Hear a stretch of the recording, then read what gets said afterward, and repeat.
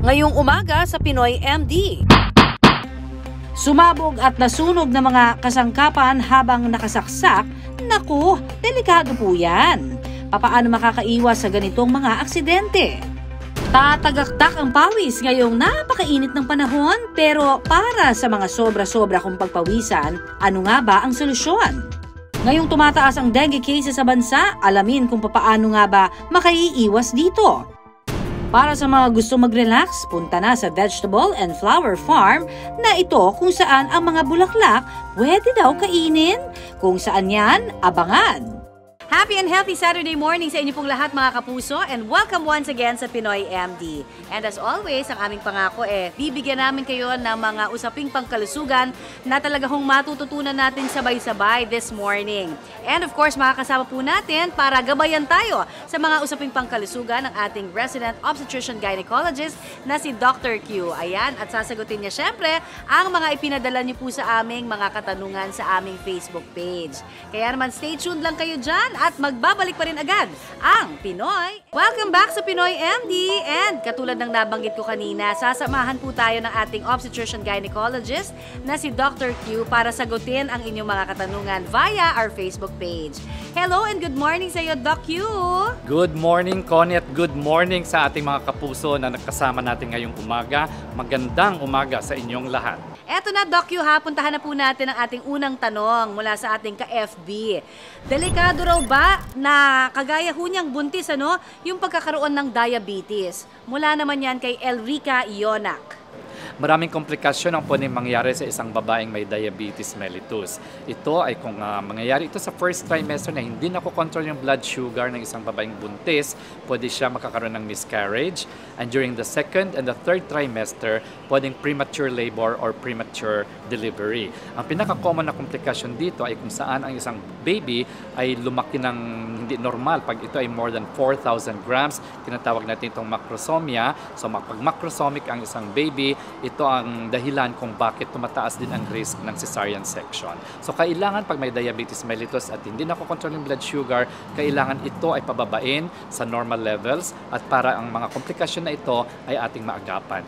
O eto naman, Doc, safe ba daw na mag-deworm kapag buntis? O itanong din ho yan ni Hazel Cariaga Giling. Kung kailangan talagang i-deworm ang isang babae, Hazel, ay pwede naman. Ang recommendation nga ng World Health Organization ay pwede siyang ibigay anytime during pregnancy, except during the first trimester kasi hindi nga safe itong mga gamot na ito, kahit anong gamot man, during the first trimester of pregnancy. Kaya iniiwasan natin ang mga komplikasyon na mangyayari sa baby pag ito ay binigay sa first trimester. From the second to the third trimester, pwedeng-pwede na.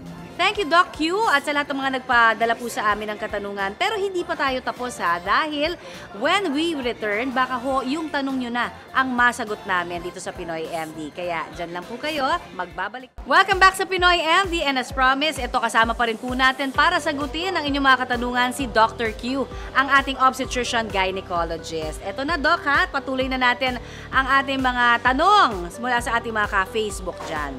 Doc, ito ang tanong, bawal daw ba kumain ng malansa kapag bagong tuli? Ito naman from Kim Nestor Peñones. Wala namang mga researches o mga scientific evidence na ang pagkain ng malansa ay nakakasama sa mga natuling mga bata, no? So pwede naman kahit anong pagkain pwede namang ibigay sa mga natuli na kasi kailangan nga nila ng nutrisyon. And last but not the least, Doc, may kinalaman ba daw ang pagiging mainitin ng ulo sa pagkakaroon ng menstruation? Ang nagtanong, isang lalaki, baka inaaway ito.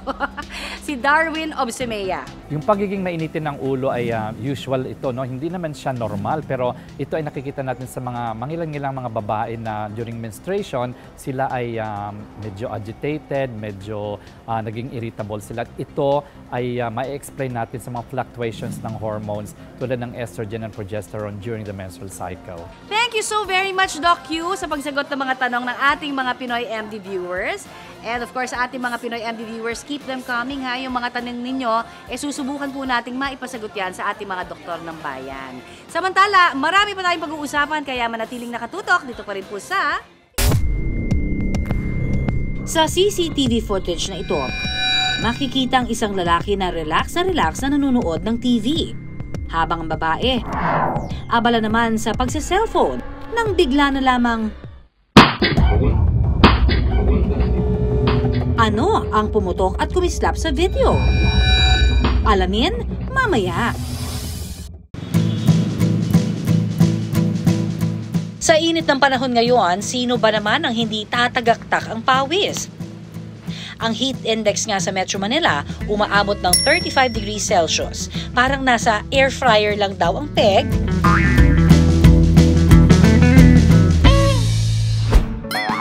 Ang iba, idinadaan na lamang sa makukulit na TikTok videos ang init ng panahon.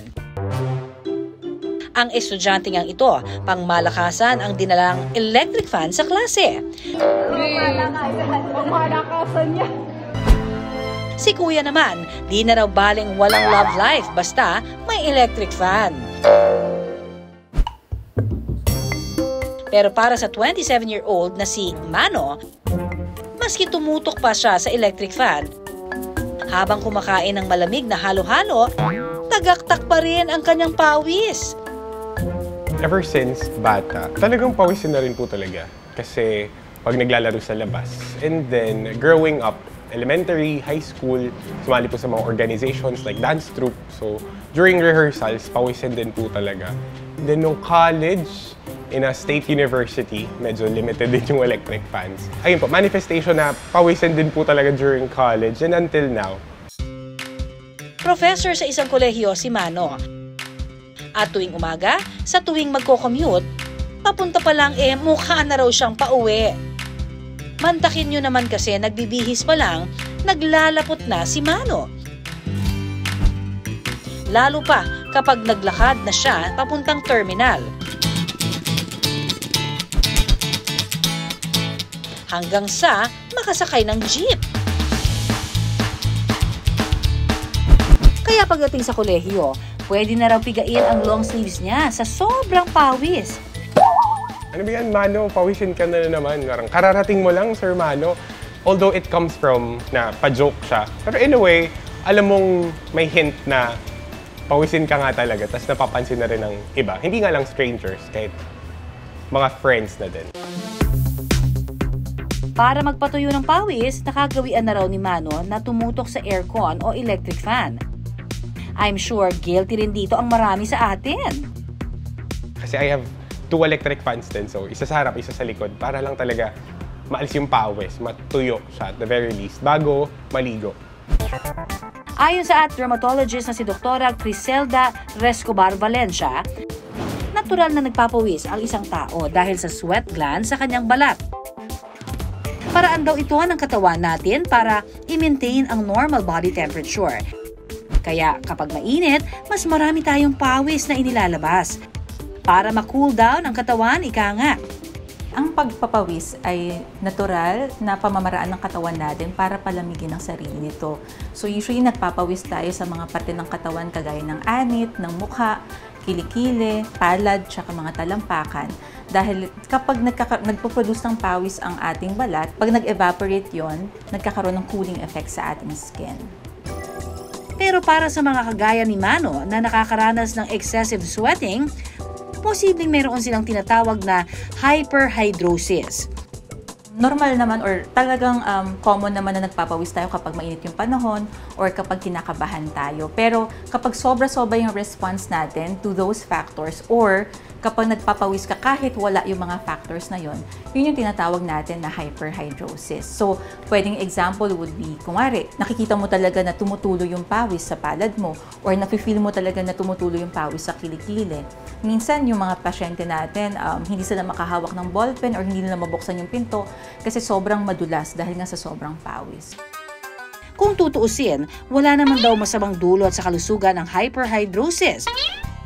Yun nga lang, kapag pawis na tayo at humaharap sa ibang tao, medyo TO o turn off. Tandaan din daw na kapag natutuyuan tayo ng pawis, madalas dito nagsisimula ang pagkakaroon ng body odor. Ang body odor or yung hindi ganun kagandang amoy sa ating balat is because of the combination of too much pawis at saka ng bacteria. So, kapag marami ka nung isa sa dalawang yun, there's a tendency na mag-form ka talaga ng hindi magandang amoy.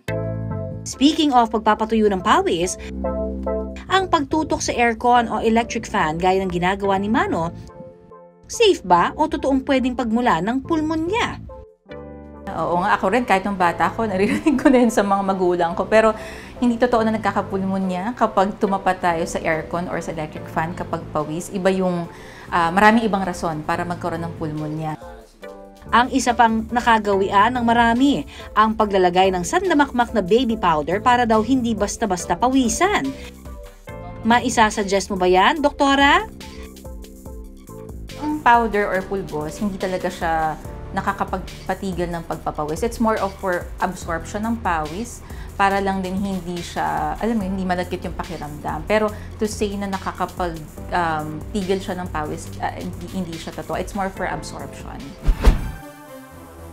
Para sa mga nakakaranas ng labis na pagpapawis, ang isang epektibong solusyon daw, Botox injection.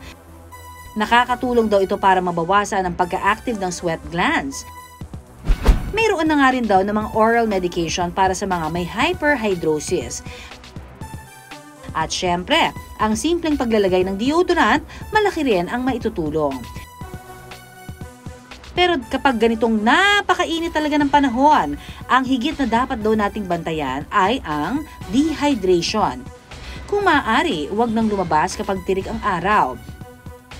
Sumilong sa may lilim at mag-hydrate. Ang matinding kalaban sa ganitong sitwasyon, hindi pawis kundi heat stroke. Kaya naman si Mano, mag-iingat na rin daw ngayon. Kailangan po natin mag-ingat, lalo na sa panahon ngayon na super init. Kasi it's as if our body is telling us na tao ka. So, okay lang na din naman magpawis, pero at the same time, reminder siya na dahil nga sobrang init, kailangan natin mag-respond sa katawan natin. Kailangan natin siya bigyan ng water, kailangan natin kumain ng maayos, ng tulog din for sure. I think it's related. In a sense na, ayun, parang kailangan natin alagaan ang sarili natin, lalo na ang health natin, considering na napakainit kasi recently, grabe din po yung cases regarding heat strokes and grabe yung nahihimatay talaga dahil lang sa init. Ang matinding init ng panahon, maraming posibleng epekto sa panlabas at maging sa ating mismong kalusugan. Kaya sa ganitong sitwasyon, dapat mas alagaan natin ang ating mga sarili. Dapat din, chill-chill lang.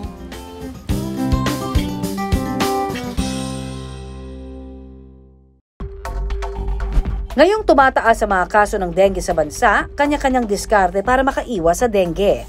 Mainam daw to pagtaboy ng mga lamok. Pero ang online seller na si Althea, oregano at tanglad ang pangontra. Tapos, spray nyo sa ilalim ng kama. Ang tanong, do it yourself o DIY mosquito repellent, epektibo kaya? Umaga pa lang, abala na si Althea sa pagpitas ng dahon ng oregano sa kanilang bakuran. Handa na rin daw ang bigkis ng tanglad para daw pantaboy sa mga lamok. 2021 nang ma-diagnose si Althea ng kondisyon sa balat na kung tawagin ay urticaria o hives. Ganito yung itsura niya kapag meron akong hives. So, super namamantal, makapal siya, and it takes weeks bago siya mag-subside. Para maibsan ang pamamantal dulot ng urticaria, kinakailangan niya ng steroids. Pero dagdag sakit sa ulo raw ang mga kagat ng lamok. Kagatin ako ng lamok, so may mga tao na kagaya ko na pag kinakagat ng lamok is nagbubutleg, or after may mga mark siya na nangingitim. Dahil dito, lumalala raw ang kanyang hives. Nawo-worsen siya kasi nagsisimula siya sa maliit lang, so sa kagat ng lamok, and then natitrigger na siya, and then magta-turn na siya into hives. Apektado rin pati pagbibenta online ni Althea dahil daw sa kagat ng lamok. Mga lotions, may mga nagsasabi sa'yo na hindi muna kasi parang hindi naman effective sa'yo. minsan kinakancel nila kasi hindi maganda yung skin mo kasi nga dahil dun sa mga kagat ng lamok. Ayon sa mga eksperto, ang urticaria o mas kilala sa tawag na hives ay isang skin reaction kung saan nagkakaroon po ng pamumula at pamamantalang isang tao. Ilan po sa mga dahilan ng pagkakaroon ng hives ay weather conditions at pressure sa ating mga balat. Maaari pong sintomas din ito ng mas seryosong medical conditions tulad po ng thyroid disease, infection, allergy at maging ng cancer. Ang mga kagat po ng lamok po pwede rin palang magpalala ng hives at magdulot ng anaphylaxis o severe allergic reaction. Well, there is such thing as popular urticaria. Ito triggered by insect bites talaga. So it can also present sa ganun na mosquito bite, no? Na pwede mag-generalize. In fact, pagka nagkakaroon ka ng mosquito bite, pwede ka rin magkaroon ng severe reaction eh. Hello mga bebe, sa mga nagtatanong kung paano ginagawa yung pantaboy ng lamok. Para makatipid at hindi na paulit-ulit ang pagbili, nag-isip ng do-it-yourself o DIY solution si Althea. Katulong ang kanyang partner. Ang kanyang ginaya ang nakagawian sa probinsya. Ang kailangan lang daw, oregano at tanglad. And then sinuggest niya sa akin na meron daw siyang nakita sa isa sa mga napasyalan niyang province before na yung tanglad at saka yung oregano, sinasabit daw nila. So, nag-isip kami ng paraan na, syempre parang nasabi ko sa kanya na ang pangit kapag sa bahay natin tapos nakasabit lang siya. So, paano natin siya mas mapapaganda? So, hugasan muna natin yung ating tanglad at saka oregano. Make sure na wala na siyang mga alikabok or ano man yung mga nakadikit. And then, lalagyan muna siya ng tubig. Sa water, depende sa inyo kung gaano nyo siya gusto kadami ilagay at pakuluan. Ayan. Antayin lang natin siyang kumulo. So, usually, mga 2 to 3 minutes or hanggang kumatas na yung ating tanglad at saka oregano. Isasalin lang sa spray bottle tsaka iwiwisik sa mga sulok-sulok na madalas pamugaran ng lamok. Easy peasy na, affordable pa. Napansin namin nung after namin na magamit na siya, sinimulan na namin siyang gamitin, mas nabawasan na yung lamok sa amin. And then, syempre nakatipid. Hindi na kasi kami bumibili ng mga products na pang-spray or dito, pipitas ka lang ng oregano, bibili ka lang ng tanglad which is 5 pesos isa compared sa 500 or 300 something na bibilihin mo sa market. Pero ang tanong, ang DIY solution na ito, epektibo nga ba, Doc? Meron pong mga tinatawag na mga DIY ng mosquito repellent, no? May mga studies po na kinandak na po dyan. Isa na po dyan yung mga oregano, saka lemongrass, no? Okay. Ang ginagawa po doon, ini-extract po yung essential oil po mula doon. Yung oregano po kasi, no, may certain substances po siya, no, nakakatulong na mag-repel mismo ng mosquito itself. Same goes with lemongrass, which has citronella. Ayon kay Doc Juniel, ligtas din daw ito para sa kids at fur babies dahil odorless ito. Paalala ni Doc, effective po siya, no, mag-repel. Pero again, no, mas maganda pa rin maging vigilant po tayo sa sarili natin. Most effective way kasi, no, na para ma-prevent yung pagkakaroon ng dengue infection is you protect yourself. Kasi may programa po ang DOH, no, yung 4S, okay? So, unang-una po sa lahat, search and destroy, okay? Yung mga pinamamugaran po ng mga lamok po natin, lalo na yung mga still water, dapat tinatakpon po agad yan, no? Pangalawa po, yun nga po, no, self-protection, okay? So, mas maigi po pa rin po, no, na protekta ng sarili. Gagamit po tayo ng mosquito repellent, okay? At pangatlo naman po, agad-agad pong magpakonsulta sa ating mga doktor o mga tanggapan ng paggamutan. Especially kung sakaling po nagsususpetsya na tayo ng dengue, no? At pang-apat, say no to indiscriminate fogging. So, effective po siya, no, kapag yung lugar po na yun talaga pinamamugaran at marami po talagang kaso ng dengue. kasabay ng pagtaas ng kaso ng dengue, ang siya namang paglobo ng presyo ng bilihin. Kaya naman, kung saan makakatipid, try it. Pero bukod sa diskarte, wastong kaalaman pa rin ang sandata para makaiwas sa dengue.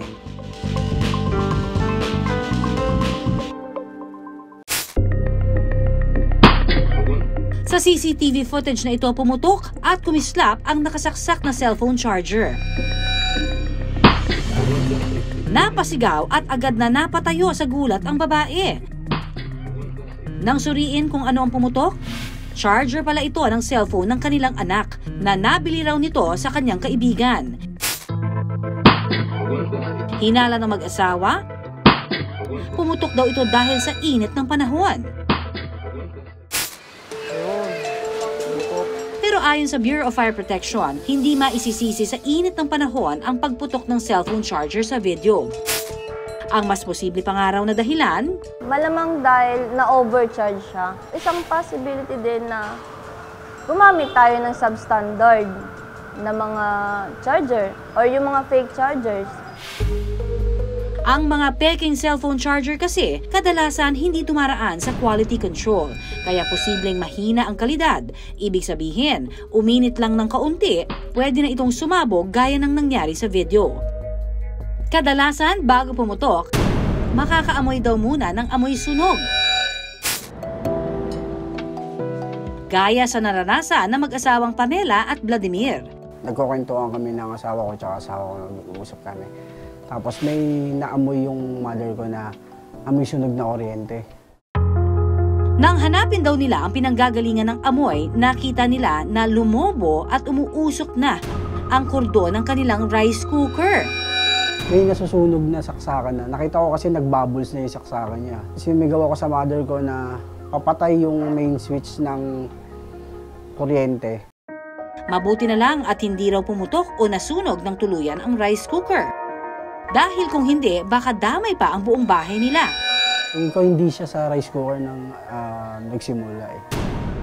Dahil nga, 3 saksakan siya, meron sa gilid at sa ilalim. Kumbaga overload siya tapos sabay pa ng init ng panahon. Palaisipan sa mag-asawa kung ano ang dahilan ng nangyari. Dahil ba sa mismong outlet? O dahil sa mismong rice cooker? Kaya naman, minabuti naming magsama ng mga taga Bureau of Fire Protection sa kanilang bahay para mag-inspeksyon. Ayon sa kanila, Outlet natin is masyadong mababa yung capacity niya. Kung makikita mo siya dito, ang outlet na ginamit nyo is 10 amps para sa pagsaksak nito sa rice cooker nyo. Which is hindi siya intended dito sa rice cooker natin. Ang rice cooker natin is pwede mo na rin siya masabi kasi na heavy load eh. Kinakailangan niya ng mas malaki yung capacity ng outlet natin. More on pang electronics lang kasi siya eh. Pang charge lang siya ng cellphone, ganyan. So dapat wag dito. Pero po iba nakasaksak dito kaya. Para makaiwas sa ganitong mga aksidente, una, iwasang magsaksak ng madaming kasangkapan sa iisang extension cord. Hindi talaga tayo dapat magsaksak na maraming appliances sa isang outlets or sa extension cord para maiwasan natin ang overloading. Overloading kasi nagkukos yan ng sunog or ng pagkasira din ng mga appliances natin, ganyan. Ikalawa, kung may budget naman, gumamit ng original na cellphone charger. Iwasan din na mag-overcharge ang cellphone. Kapag puno na, bunutin na. Para sa malalaking appliance gaya ng aircon, makabubuti kung may hiwalay ito na circuit breaker. Para sakaling magkaproblema, hindi na madadamay ang iba pang mga kasangkapan at maiiwasan ang sunog. I-check din ang mga outlet kung luma na ba at kailangan ng palitan. So ayun, kung mapapansin din natin sa linya ng kuryente niya, nakasaksak sa extension cord. At the same time, prone pa siya sa sunog dahil tampered wirings nga. Meron talaga dapat tayong regular na check-up sa bawat appliances natin, sa outlet. Dapat i-check natin kung may loosened parts yan. Kasi sa loosened parts, doon yung nagsisimula yung pag-init. Then pag nag-init yan, magkukos yan ng short circuit na possible na mag-cause din ng spark or ng maging sunog siya. Mahalagang sundin ang mga payong ito dahil kung hindi, tayo rin mismo pwedeng makuryente. Kapag halimbawa may nahawakan tayong live wire, dadaloy ang napakalakas na kuryente sa ating nervous system, papunta sa iba't ibang organs ng katawan gaya ng puso at utak. Kumbaga, para itong magdudulot ng short circuit. Once kasi na nakita natin na wala talagang tibok ng puso, hindi huminga ito, do the CPR or the resuscitation. No? Malaking tulong talaga yung mga paggawa nito. No? Kaya kailangan natin din itong alamin kung paano talaga natin gawin, lalo na pag may mga ganitong senaryo. Alam nyo ba na ginagamit din po ang kuryente sa pag-revive sa mga pasyenteng nasa ospital? Ang tawag po sa aparatong yan ay defibrillator, kung saan nagde-deliver ng electric shock ito sa puso. Kumbaga sa kotseng tumirik, parang sinisiris ito para muling umandar. Nagde-deliver ito between 200 to 1,000 volts. For reference, ang power po ng ating mga outlets sa Pilipinas ay nasa 220 volts. Pero ginagawa lang po ito during emergency cases. Kapag hinawakan nyo ang mga live wire sa ating mga bahay, pihadong kayo ang mapapapunta sa mga emergency rooms. Pwedeng makasira at pwede rin malagay ang buhay sa peligro. Kaya dapat doble ingat. Ang spark okay yan sa relasyon, pero hindi sa ating mga kasangkapan. Workaholic ka ba na kailangan ng break? Hindi ka pa ba nakakapag-outing with your family ngayong summer? Sagot na namin ang susunod nyong itinerary. Take a pause dito sa Kakaibang Bukirin.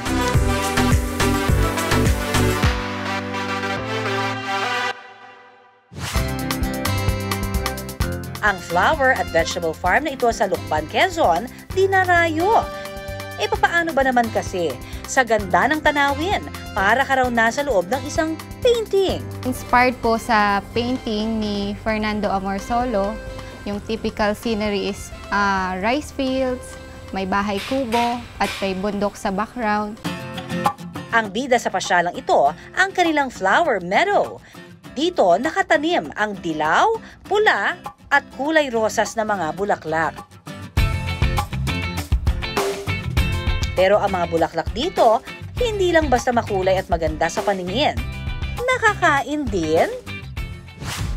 Bukod po sa pagiging makulay at mabango, alam nyo ba may mga bulaklak din na siksik sa sustansya? Yes, tama ho ang inyong pandinig. Ayon sa pag-aaral, ang mga edible flowers o yung mga bulaklak na nakakain ay nakakakitaan ng mga antioxidant properties. Ibig sabihin, nakatutulong po ito para magtaboy ng mga free radicals na maaaring magdulot naman ng sakit sa isang tao. May in-house restaurant din sila rito. Isa sa pinagmamalaki nila rito ay ang kanilang farm-to-table menu. Ang mga bulaklak daw kasi rito, pwede mong ipaluto. Ang isa sa kanilang bestseller, Vietnamese of Laurel Spring Roll. Unang gagawin po natin ay babasahin po muna natin yung dahon. Pagkatapos ay babasain ang wrapper. Tsaka ilalagay ang mga sahog na edible flowers, pritong itlog, gulay at sotanghon. Irorolyo ito na parang lumpiang Shanghai. At voila! Ready na ang healthy spring roll.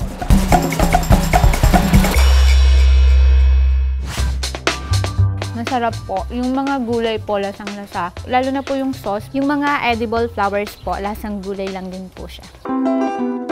Ang susunod nilang bestseller, isa sa ipinagmamalaki ng Lucban. Ano pa nga ba, kundi ang pansit habham with bulaklak? Tayo po ay magluluto po ngayon ng pansit habhab po with edible flowers. May papainitin muna natin po yung kawali. At kasunod po ay pipirituhin po muna natin yung Lucban longganisa po. Igigisa na rin ang gulay at lalagyan ng pampalasa. Pagkatapos, iset aside ang ginisang gulay. Ilalagay ang chicken broth o sabaw ng pinakuloang manok.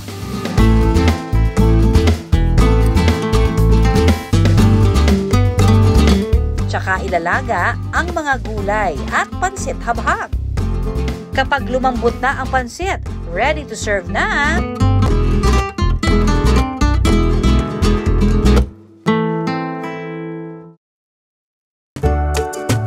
Medyo maalat-alat because of yung longganisa and Lucban po, I guess. And at the same time, matamis-tamis po siya, gawa po ng edible flower. Pero hindi lamang sa pagluluto ginagamit ang mga bulaklak sa farm na ito. Pwede din daw sa art. Kaya pagkatapos mag-food trip ng magkakaibigang ito, ang kanilang next stop, ang flower pounding na isa ring art therapy. So ito po yung ating flower pounding activity kung saan gumagawa tayo ng art gamit ang mga flowers. So, kukuha lang kayo ng flour, then ilalagay nyo dito sa board paper, tatakpan nyo ng acetate, then pupukpukin nyo para mag-print siya dito sa paper.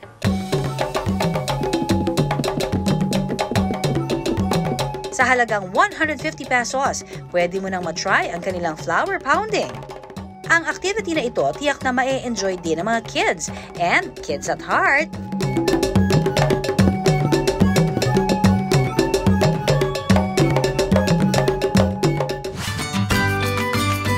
Hindi lang basta flower farm ang bukid na ito, vegetable farm din. Layon kasi ng may-ari na mahikayat ang mga turista na magtanim at kumain ng masusustansyang pagkain. One of the objectives nila is makapag-conduct nga ng mga training sa mga commercial growers. In a way, gusto din naming i-motivate yung mga kabataan na masaya palang mag-farm. So, nandito tayo ngayon sa demo greenhouse at makikita nyo naman dito, puro fruit crops lang yung ating ginogrow. Ito yung ating fertigation system kung saan yung tubig niya at saka yung nutrition niya dito hinahalo. So, lahat nung napupunta ditong nutrition, diretso dito sa ating drip irrigation lines. Sa isang pot, isang fruit lang yung ginogrow natin. Kasi ang Japanese melon, ganun yung method para concentrated lahat ng nutrients sa isang fruit. So, pwede kayong mabili dito sa iba-iba nating variety ng lettuce. Pero tayong red, green. Pinopromote din kasi namin is yung balikbuhay activities, kagaya nga nung fishing, yung pagbabalsa. So, parang pinopromote din namin yung cultural heritage natin as a Filipino. Pwedeng mag-harvest ng iba't ibang klase ng prutas at gulay dito. All you need to do is to pick and pay. At para mas lalong ma-relax ang katawan at isipan, time for a balsa ride.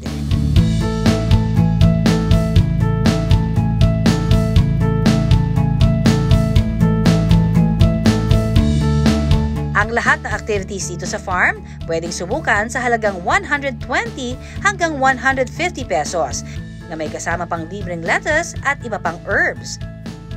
Nakapag-relax ka na, murang-mura pa. Sobra pong nakaka-relax kasi po yung view niya talaga, as in sobrang ganda po talaga ang kukulay, tapos ang dami rin pong activities. Then yung mga edible flowers po, doon po namin nalaman na ang healthy po pala ng mga edible flowers. Pumupunta talaga yung mga bisita namin dito para mag-unwind, para dun sa mga na-stress. Pinakang primary objective kasi namin is mag-create ng bukid sphere naming tinatawag for the mind, body, and soul. Ayon sa pag-aaral ng World Health Organization o WHO noong 2021, nakatutulong ang green spaces sa pagbawas ng stress at paglala ng mental health disorder po ng isang tao. Green spaces tulad po nito, ang tawag sa mga lugar kung saan mas maraming makikitang puno at halaman. Kaya naman, bibisita po tayo sa mga green spaces kapag may time ha, dapat yan. Sa mga tourist destination ngayon, hindi lang fun ang pwede mong ma-achieve.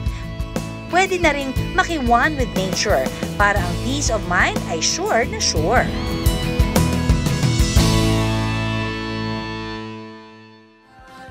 And that's it mga kapuso ha. Naka 1 hour na po tayo ng masaya at makabuluhang kwentuhang pangkalusugan. Sana ho ay marami na naman kayong natutunan dahil pihado, nakikisabay din kami, diba, dito sa Pinoy MD sa mga natututunan ninyo. Kaya stay tuned pa rin po kayo next Saturday morning, 6 to 7 a.m. Dito pa rin po sa inyong Kapuso Network para sa Pinoy MD. Hanggang sa susunod, ako po ang inyong kaagapay sa kalusugan, Connie Season. Nagpapaalala na iisa lamang ho ang ating katawan, kaya dapat lamang natin itong pangalagaan. At ako naman si Dr. Q, ang inyong obstetrician gynecologist. Tandaan, unahin ang kalusugan at lagi pong tumutok dito sa programa kung saan kayo. At ang inyong kalusugan ang laging #1. Dito pa rin sa nag-iisang tahanan ng mga doktor ng bayan, ito po ang Pinoy MD.